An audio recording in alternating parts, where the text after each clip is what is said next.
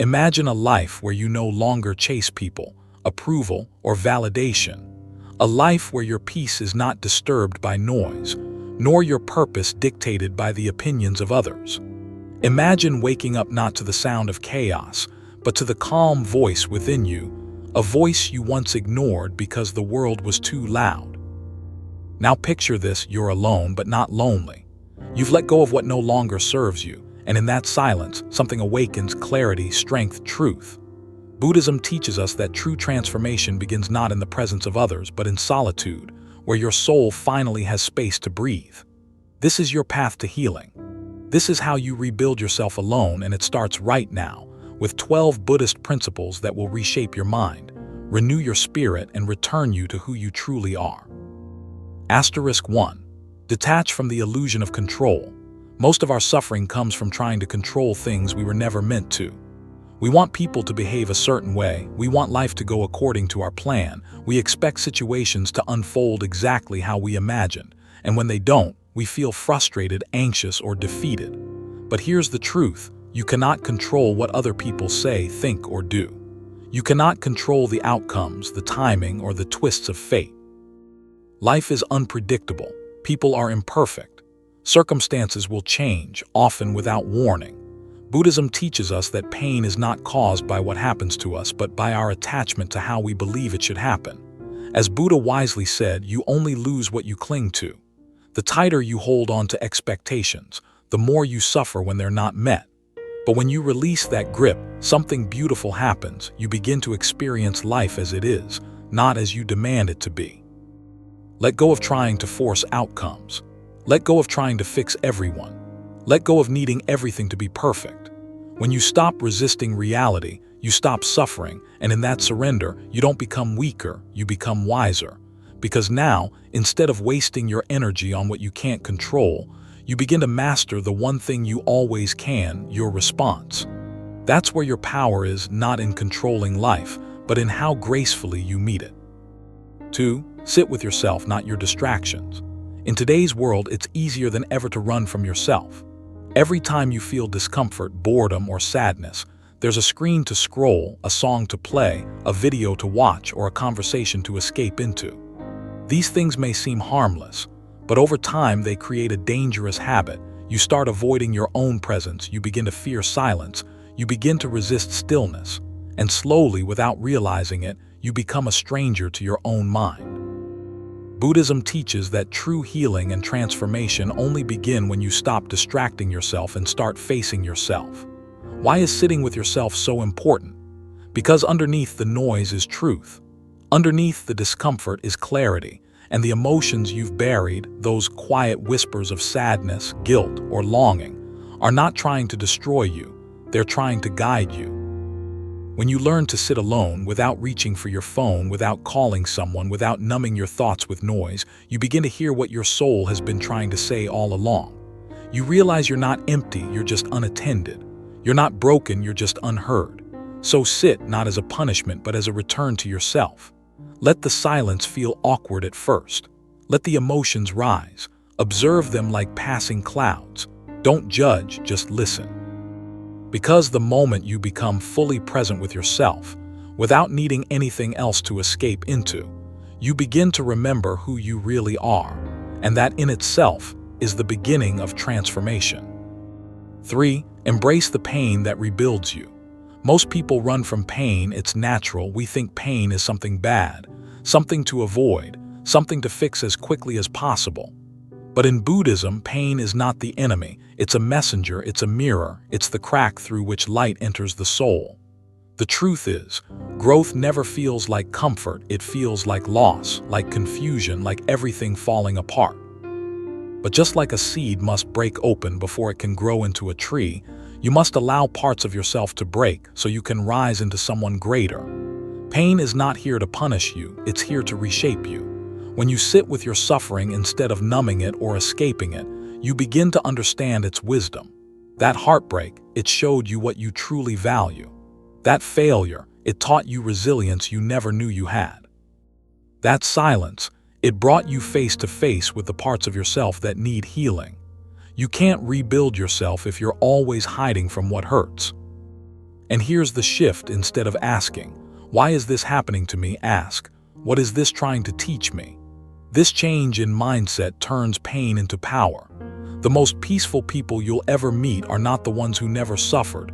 They're the ones who looked their pain in the eye, accepted it with grace, and let it transform them. So don't rush to escape what hurts. Let it burn away the old version of you, the one that was too afraid, too dependent, too lost. And from those ashes, a stronger, clearer, and wiser you will rise. This is the beauty of pain. When met with presence, it doesn't just break you, it rebuilds you. 4. Simplify your life, amplify your spirit. In a world that constantly pushes us to want more, do more, and become more, simplicity often feels like a weakness. But in Buddhism, simplicity is not a step backward. It's a return to clarity, a return to peace. Think about it: how many things do you carry, physically, mentally, emotionally, that you don't truly need? How much energy is drained managing things that add no value to your spirit? The clutter in your home, the overcommitment in your schedule, the noise in your digital life, and the toxic people in your circle, they all weigh you down quietly and constantly. Buddha taught that desire is the root of suffering, not just material desire, but the craving for more recognition, more possessions, more distractions. But the path to transformation isn't found in adding, it's found in subtracting. Start by asking, what is truly essential to my peace? Simplify your surroundings, let go of what you don't use. Simplify your relationships, choose depth over quantity. Simplify your mind, release thoughts that don't serve your higher self. When you begin to live with less, you actually feel more space to breathe, more time to reflect, more energy to grow. Simplicity doesn't mean you give up joy, it means you stop chasing what doesn't bring real joy in the first place. It creates a sacred space inside you where your spirit can rise, uninterrupted by noise or pressure. So slow down, clear the excess. Let your life become quiet enough that you can hear your soul again, because the more you simplify, the more you amplify who you truly are. 5. Become the observer, not the reactor.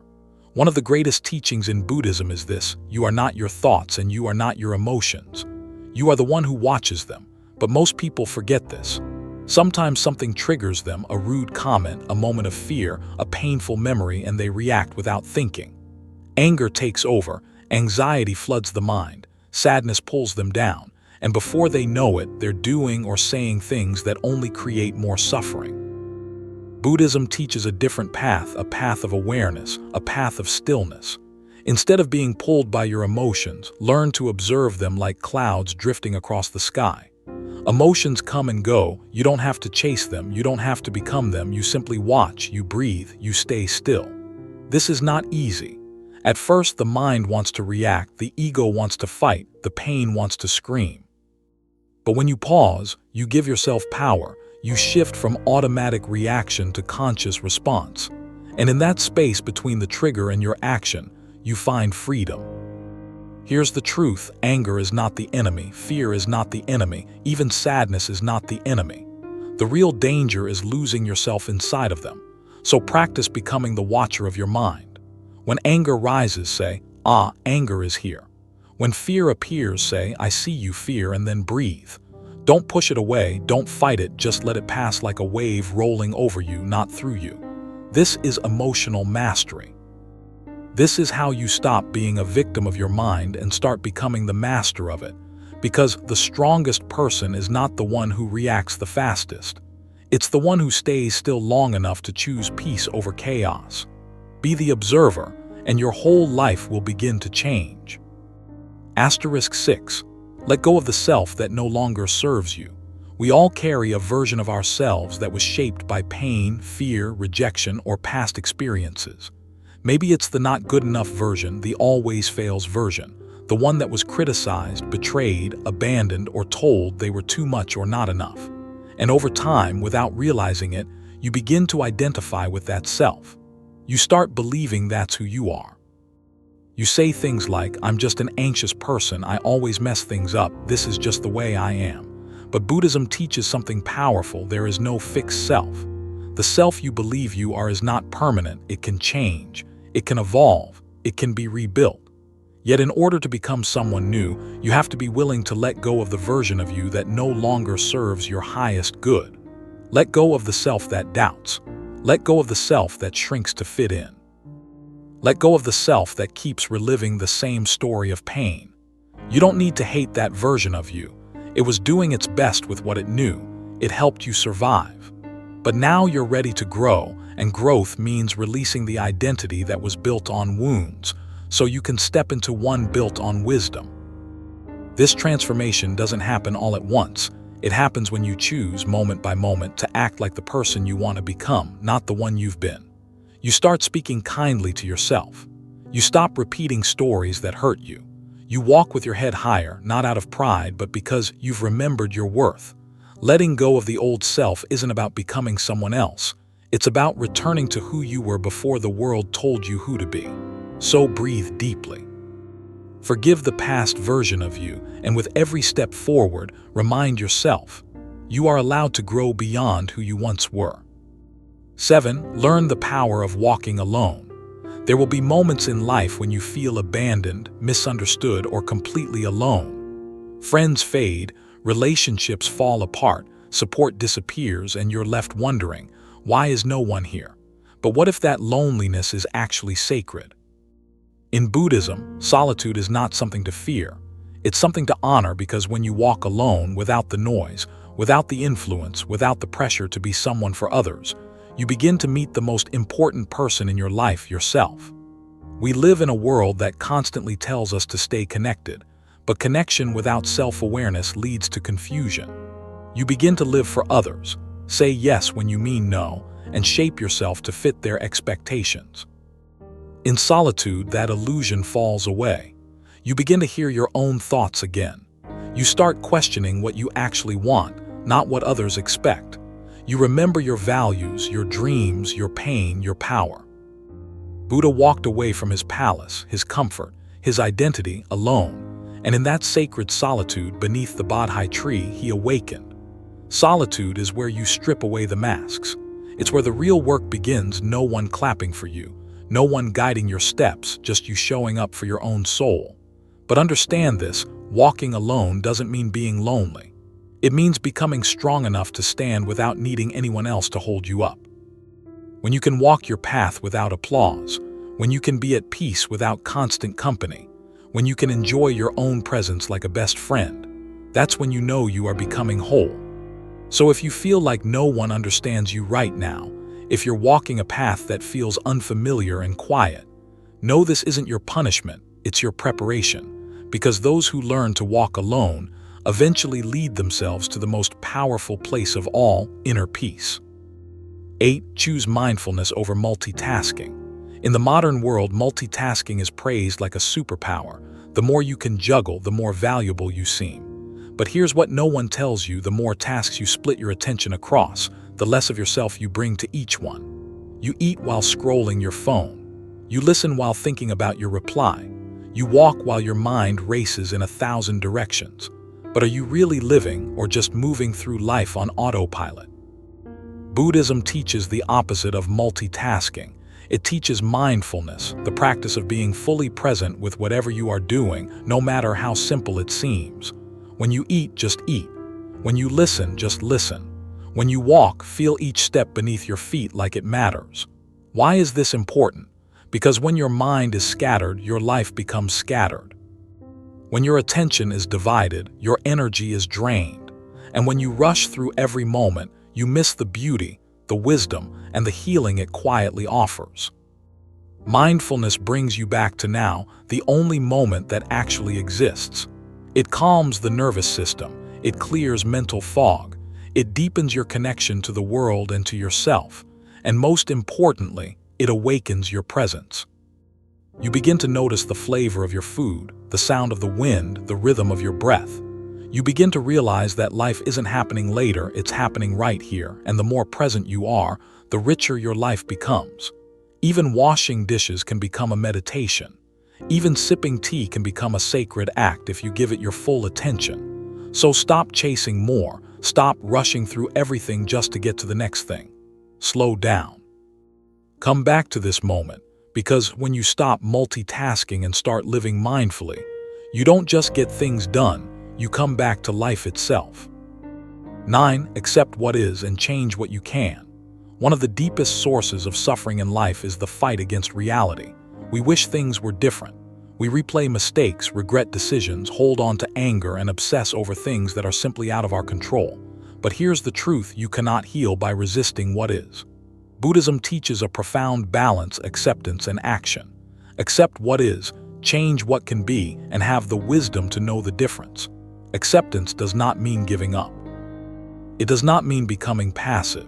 It means making peace with the present moment before you decide what to do next, because when you're at war with what's already happened, you drain your energy. But when you accept it, you free up space to respond wisely. You don't have to accept injustice. You don't have to tolerate toxic behavior. But you do have to stop wishing the past could be different. You do have to stop trying to control every outcome.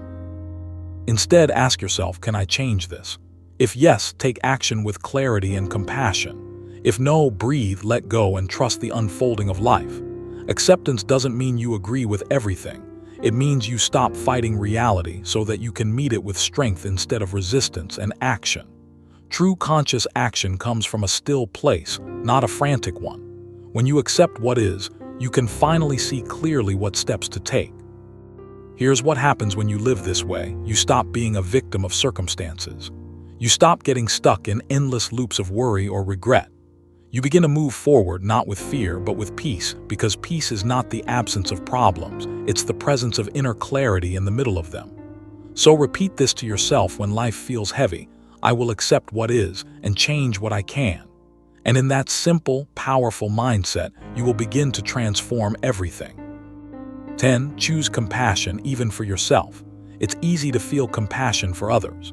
When someone else is in pain, we offer kindness, patience, and gentle words. But when we fall short, we become our own harshest critics. We replay our mistakes. We insult ourselves in silence. We carry guilt for days, weeks, even years. We hold ourselves to impossible standards and punish ourselves when we fail to meet them. But here's the truth: you cannot truly grow if you're constantly attacking yourself. Buddhism teaches that compassion must begin at home, and that home is your own heart. Self-compassion doesn't mean making excuses. It means recognizing that you are human, that you are allowed to struggle, that healing is not a straight line and mistakes are part of the journey. When you mess up, speak to yourself as you would to a dear friend. It's okay. You're learning, you're trying, you are still worthy. Because the voice you speak to yourself with becomes the environment your soul lives in. If that voice is harsh, your spirit hides. If that voice is kind, your spirit blooms. Think of a child learning to walk. If that child falls, you don't scold them, you cheer them on, you encourage them to get back up. You need to offer yourself that same grace. Even in your darkest moments, you are not broken, you are becoming. Even in your messiness, you are not a failure, you are a work in progress. Self-compassion is not weakness, it's one of the greatest strengths you can develop, because when you stop fighting yourself, you create space to truly grow. So pause. Place a hand over your heart. Take a breath and remind yourself, I am doing my best, I am learning, I deserve love, even from me. In that moment, transformation begins not from force, but from gentle understanding, because the path to healing is not paved with self-judgment. It's built with compassion, step by step, breath by breath. 11. Break the cycle by breaking the thought. Every day, thousands of thoughts pass through your mind. Some are harmless, some are helpful, but many, without you even realizing, are harmful thoughts like I'm not enough, no one understands me, I always fail, what's the point in trying? And the more often these thoughts appear, the more power they gain. You don't just think them, you start to believe them, and once belief takes root, it begins to shape your choices, your actions, your energy, and ultimately your life. Buddhism teaches that our reality is created by our thoughts. The Buddha once said, "We are what we think. All that we are arises with our thoughts. With our thoughts we make the world."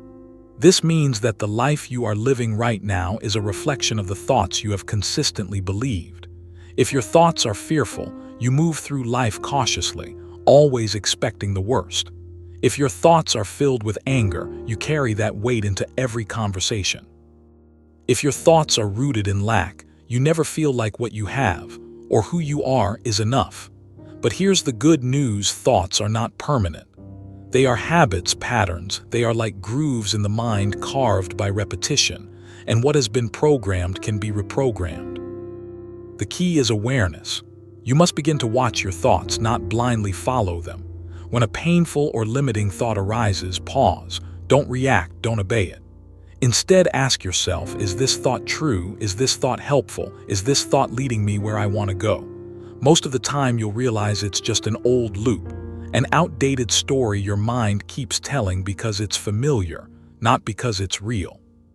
For example, when the thought appears, "I always mess things up," you can catch it and say, "That's a pattern, not a truth. I've made mistakes, but I've also learned, I've grown. I'm not the same person I was before."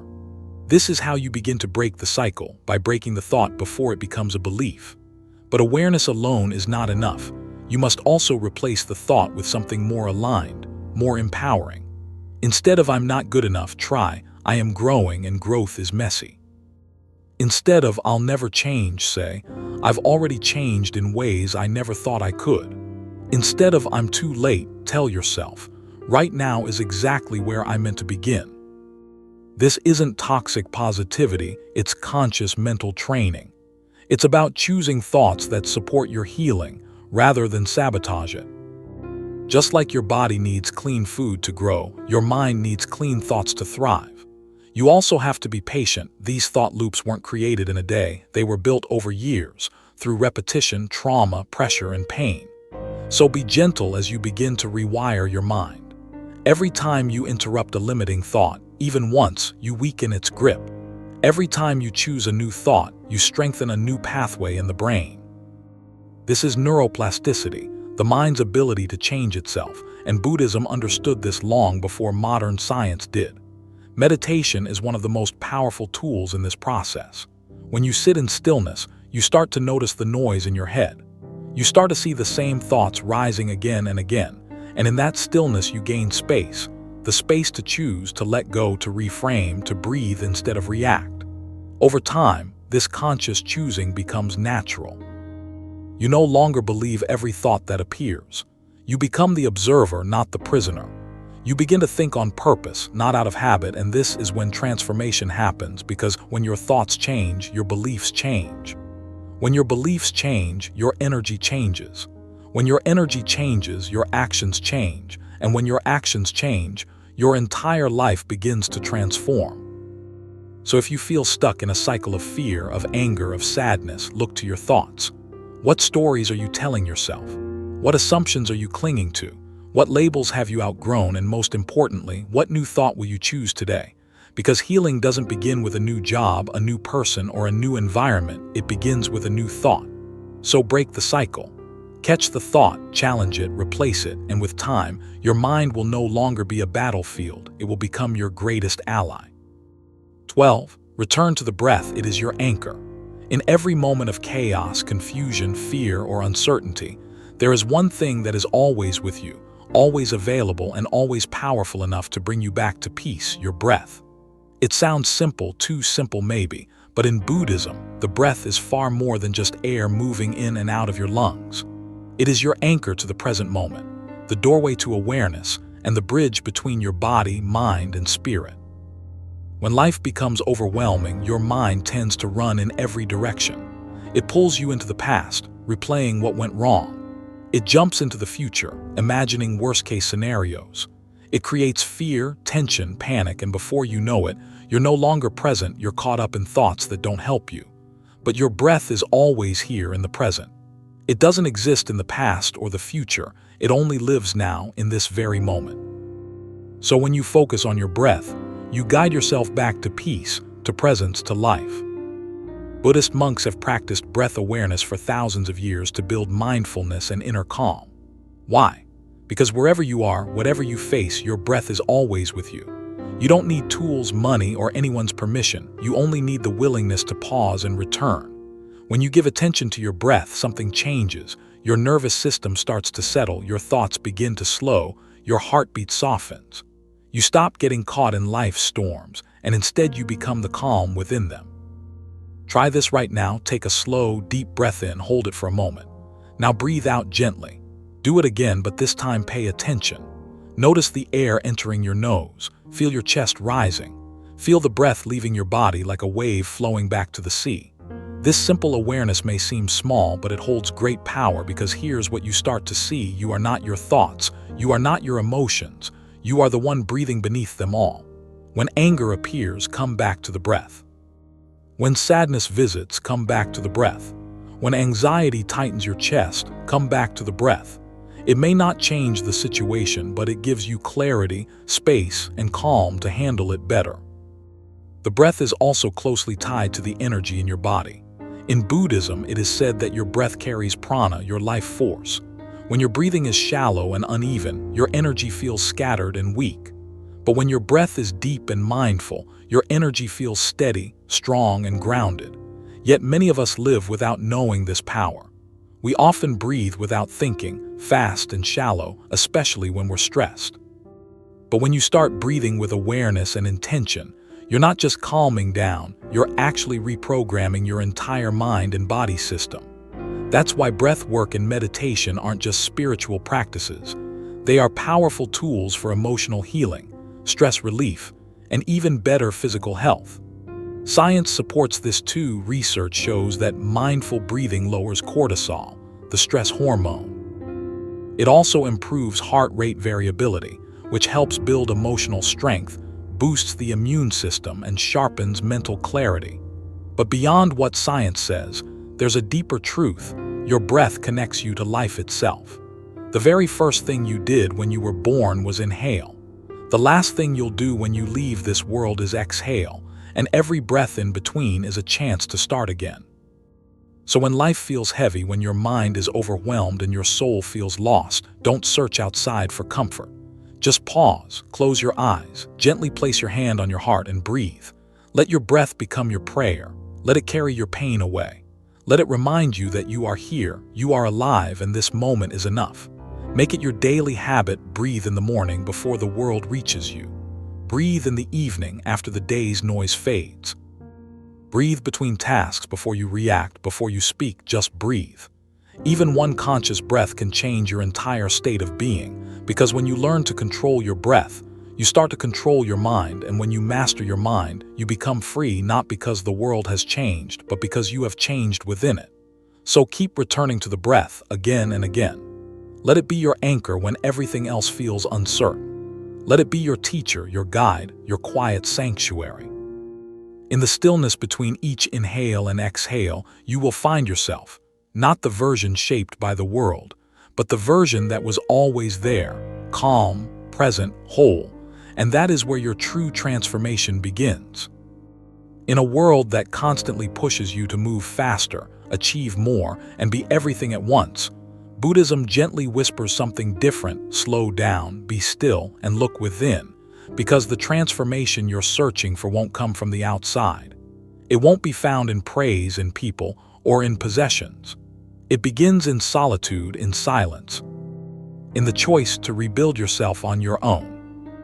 These 12 principles are not just thoughts, they are invitations to let go of control, to sit quietly with yourself, to hear the wisdom hidden in your pain, to clear the clutter from your life, to respond instead of reacting, to release who you used to be, to walk alone with strength, to live with mindfulness and intention, to accept what you cannot change, to show yourself deep compassion, to break the mental patterns that hold you back, and to return again and again to the breath that grounds you. You are not broken, you are becoming. You are not behind, you are awakening. So trust this journey, even when it feels quiet, even when it feels lonely, even when it feels hard, because the strongest version of you isn't found in the crowd, it's built in the silent moments, when no one is watching, when you choose to rise, rebuild, and return to your true self. If this journey spoke to you, subscribe to *Buddha Inner Journey ** for more Buddhist wisdom on healing, solitude, and rebuilding yourself from within. Walk this path with courage, and may peace follow each step.